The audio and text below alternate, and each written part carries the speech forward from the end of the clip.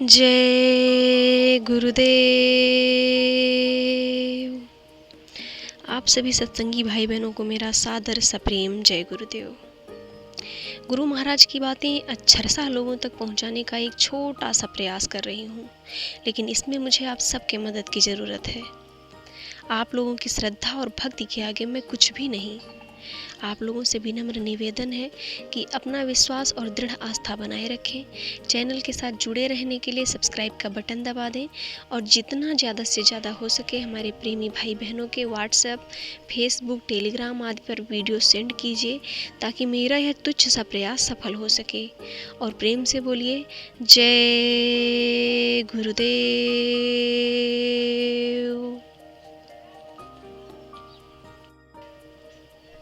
ये बात है 7 जून 2002 की।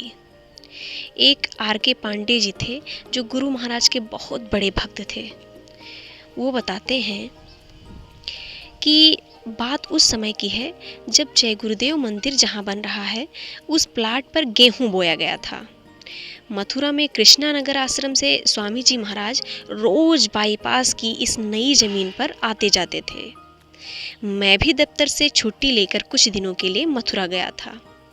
दिन सुबह सुबह मालिक ने कहा कि बच्चू चलो खेत दिखा लावें। मैं भी मालिक के साथ गाड़ी में बैठकर नई जमीन पर चला गया। स्वामी जी उन दिनों कार स्वयं चलाया करते थे। सड़क के किनारे एक गाड़ी खड़ी करके मुझसे कहा कि बच्चू यहाँ खड़े रहना और कोई पूछे तो मुझे बता देना। यह कहकर स्वामी जी खेत की तरफ चले गए। थोड़ी देर में 2 लोग साइकिल पर आए और मुझसे पूछा कि बाबा जी जय गुरुदेव मिलेंगे क्या।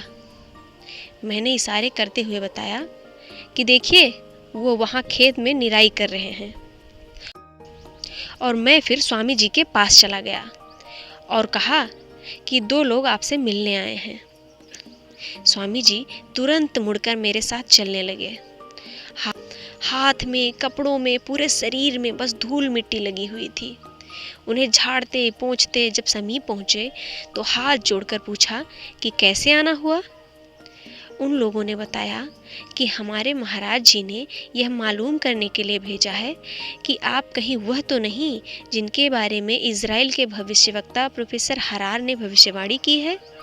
आपका पहनावा और आप द्वारा निकाली गई यात्राओं से ऐसा ही प्रतीत होता है कि कहीं आप ही तो महापुरुष नहीं हैं। बीच में ही बात काटकर स्वामी जी ने कहा कि यहाँ पर बैठने का स्थान तो कोई है नहीं, आइए भूमि पर ही बैठ जाते हैं। यह कहते हुए स्वामी जी जमीन पर बैठ गए और मुझसे कहा कि इन लोगों को पानी वानी पिला दो भाई। मैं दौड़ा दौड़ा गया। एक सत्संगी जी बाजरे की रोटी गरम गरम सेक रहे थे। उसे जब बताया तो वह रोटी ले आया। रोटियां खूब मोटी मोटी और खूब सिकी हुई थीं। स्वामी जी ने एक रोटी लिया और उसके 4 टुकड़े किए। 2 उन लोगों को दे दिया, 1 मुझे दे दिया और चौथा स्वयं खाने लगे। मैंने भी वहाँ से थोड़ा हट के प्रसाद खा लिया। वह दोनों आदमी रोटी का टुकड़ा हाथ में ही लिए बैठे रहे। बात का सिलसिला जारी रखते हुए स्वामी जी ने उन लोगों को बताया कि अरे भाई, वह महापुरुष जो इतना बड़ा कार्यक्रम करने को आया है वो अपना कार्य कर रहा होगा, उसको इतनी फुर्सत कहाँ कि वो खेत की निराई का काम करेगा। स्वामी जी ने उन्हें ऐसा समझाया कि वह दोनों लौट गए।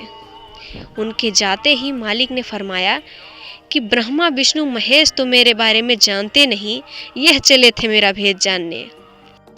मैं स्वामी जी की बात सुनकर स्तब्ध खड़ा रहा और रहस्यमयी मुस्कान देखता रहा। फिर मुझसे कहा कि जाओ बच्चू जरा पानी ले आओ, हाथ धो लिया जाए। फिर मैंने सोचा कि ये चले थे भेद जाने। जिनका भेद देवता तक नहीं जान पाते तो हम आप क्या जानेंगे। वही जाने जिनको दे जनाए, उसको जनाए जो उनसे आस विश्वास लगाए, जो प्रेम से मिलने आए। स्वामी जी ने खुद ही कहा कि मुझे कोई नहीं जान सकता, ना ही मुझे कोई पहचान सकता है। जो मैं करने आया हूँ वो करके ही जाऊँगा। और बहुत लोग बाबा बने घूम रहे हैं, उनका भी भेद खुलने वाला है।